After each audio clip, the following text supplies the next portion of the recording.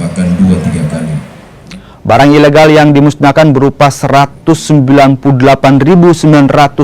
batang rokok ilegal dan 104 liter minuman alkohol berbagai merek, 51 botol liquid vape dan 47,95 kg tembakau iris.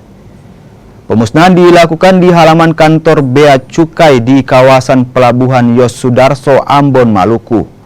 Barang yang dimusnahkan merupakan barang ilegal hasil sitaan dari tahun 2019 hingga 2023 yang bernilai ratusan juta rupiah.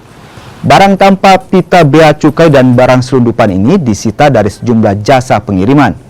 Bea Cukai menyebut barang yang disita merupakan barang lokal yang beredar di wilayah Maluku dan Maluku Utara, serta dari jasa pengiriman di kota Ambon. Sementara itu barang impor yang disita sebagian besar berasal dari Tiongkok. Semua yang beredar di wilayah Maluku Utara pasti kita tindak. Kita tidak peduli dari mana. Tetapi apabila barang kena cukai itu beredar di Maluku Utara, baik berasal dari lokal maupun dari impor, semua pasti akan kita tindak.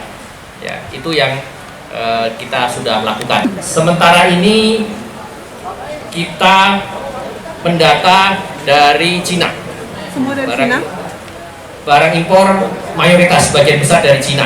Tapi kita lakukan penikanan ini adalah di wilayah Maluku Utara. Ya, itu yang paling penting.